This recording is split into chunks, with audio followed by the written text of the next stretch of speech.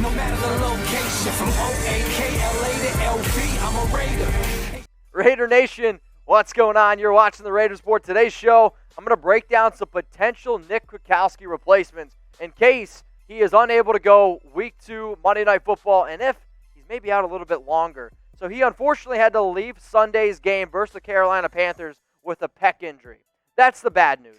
I guess the good news here is he had an MRI on Monday. The results showed no tear.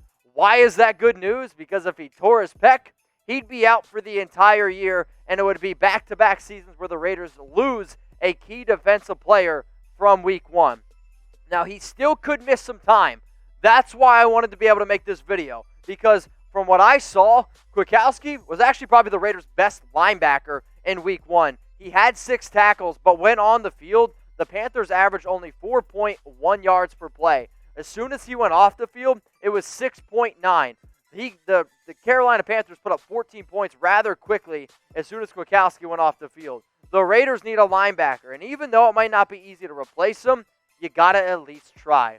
And I don't want you all to miss out on Raiders vs. Saints watch party here on the Las Vegas Raiders Report. Over 125,000 views from my last show on Sunday. Plus, we had 38,000 comments, over 500 in Super Chats. Why should you subscribe? Why should you join the watch party? If you miss tailgating, if you miss going to Raiders games, I promise you, I'm going to bring you play-by-play Raiders action right to your home. To all the people that did watch it, I bet you would agree, we all had a pretty good time. So make sure you click that big red button and join me Monday Night Football watch party. So who's the first player that I think is going to try to obviously replace? I'm going to stick with some guys on the roster, and then I'll go to some free agents here in a little bit.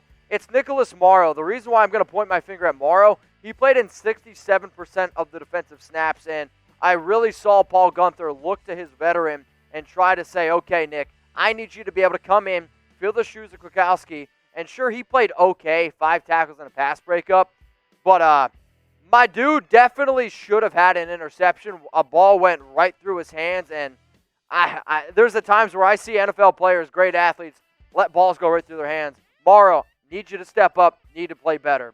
Let's go to another player here on the team, Raekwon McMillan. The reason why the Raiders went out and traded for McMillan, for him to step up in the run game. He played in only 9% of the defensive snaps in Week 1. Obviously, that number is going to increase. But look for the Raiders to use Nicholas Morrow a little bit more in passing situations, McMillan in rushing situations. The Raiders leaned very, very heavily on just 2 linebackers in Littleton and Kwiatkoski. If he's unable to go, Nick Kwiatkoski that is, look for the Raiders to go back to a little bit more of a 4-3 scheme where Raekwon McMillan is going to play the middle linebacker. You're going to see Corey Littleton probably play the weak side, and then Nicholas Morrow, he'll be on the strong side. So out of the 2 players that I just talked about, who's the better linebacker? Type NM for Nicholas Morrow, or I want you to type RM for Raekwon McMillan. Now, McMillan is definitely better in the running game. Morrow, on the other hand, should be better in the passing game. I'm hoping that they can both combine and get better, and I'm seeing a lot of the votes come in right now for NM. That's also where I'm going to lean. So right now, here's the Raiders' linebacking depth chart, right? Kwiatkoski potentially out. Tanner Muse, he's on IR, scheduled to return in Week 4. It's going to put a lot more stress on guys like Corey Littleton. Can Kyle Wilber, who played in literally only 1 snap, step up? Potentially, you could see the Raiders say, okay, I don't like that depth. Maybe you could bring in somebody from the practice squad. So last week, Kyle Emanuel was one of the 4 players that the Raiders tried to protect. I do anticipate them bringing him up for this Week 2 game. Now, maybe they don't want Emanuel. Potentially, you could go to a Javin White, who all reports at a training camp were very solid. They kept him on this practice squad for a reason. He was a very good player, could do safety, can also play linebacker as well. Now, I would be pretty surprised if he got some playing time. This is just more of an idea of some extra bodies that you could see the Raiders potentially bring in just to try to fill the shoes of Kwiatkoski, which I'm telling you, it ain't going to be easy. So will the Raiders sign a free agent linebacker? Give me a Y for yes, or I want you to type N for no. And you know what? I'm going to make this the pinned comment on today's video. So for those of you that are watching this on YouTube, scroll on down and let me know. I want you to type Y for yes or N for no. Let's get into some potential free agent targets. I know he's not a linebacker, but just hear me out, okay? Eric Reid. I think right now would be the best fit for this defense if you don't want to go out and get a headache in Earl Thomas. Why do I think Eric Reid would be great? He's way too talented of a player. He started all 16 games last season, and sure, he's basically a mold of a Jonathan Abram type player, but I also know this, Eric Reid, he likes to hit, and if you had Jonathan Abram out there, you could also throw in Eric Reid, who is known that he can play linebacker. He was great for Carolina, being able to cover the tight end. He was also great at being able to cover running backs. He's a physical player, gives you exactly what this Raiders team needs. Versatility, can play safety, can play linebacker. Sure, he's more of a strong safety, but still, I might actually take him over Eric Harris. So let me know, who's the better player, type EH for Eric Harris or type ER for Eric Reid? I hope y'all don't get mad at me for saying this. I do. I think it's Eric Reid, and it's nothing too much of a disrespect to Harris, even though he did play bad. Eric Reid's a good football player. It's not easy to be able to get, honestly, 130 tackles in the league, and I see some of you guys telling me to relax. Go watch the tape. Eric Reid is a damn good football player, and yes, I do think that he's better than Eric Harris. Let's go to another player here, Mychal Kendricks, and Kendricks, another talented player, but the reason why he's not on an NFL team right now is he still could be facing jail time for insider trading. Now, for Kendricks, he needs to get better in pass coverage, but he's got a solid nose for the football. What do I mean by that? He's definitely at least able to just really come in, fill some holes, that's what she said, and at least be a solid run stopper. The other reason why I put Mychal Kendricks on this list is because earlier in the offseason, the Raiders were reportedly interested in him, or at least looking into him, seeing if they could get him. So if there was already previous interest, I don't know about Jon, but I do know this. If Jon likes the guy a little bit, he's going to try to poke the bear again. So all I'm saying is this.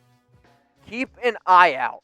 Look for the news and rumors. We'll keep you updated here, and it wouldn't surprise me whatsoever if the Raiders at least gave Mychal Kendricks the call. This is all if Nick Kwiatkoski is unable to go. This is what this video is about, potential replacements.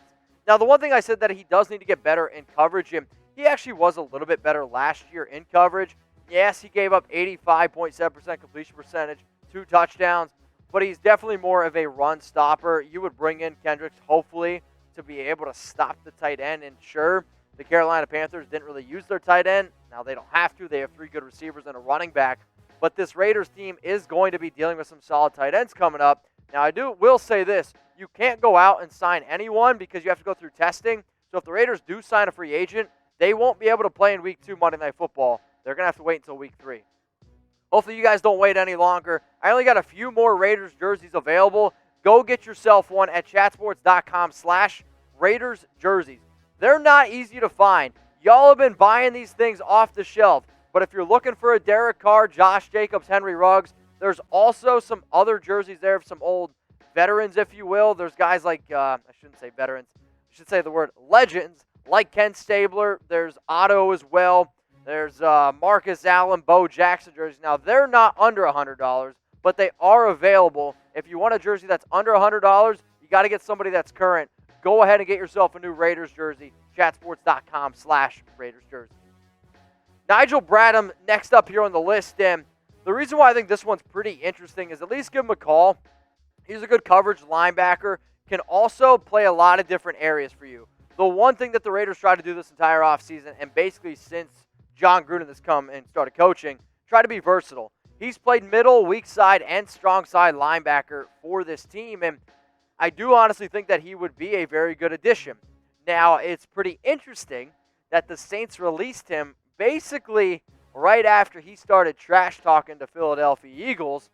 So maybe we know something, or maybe they know something that we don't.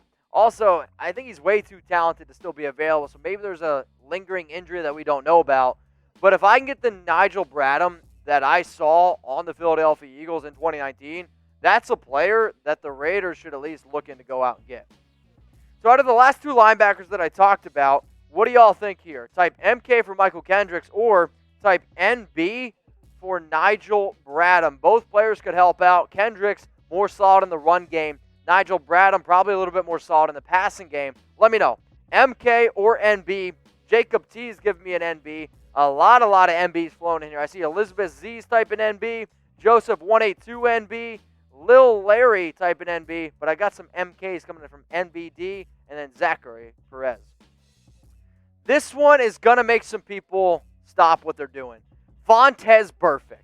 The only reason why I'm putting Vontaze on here is this.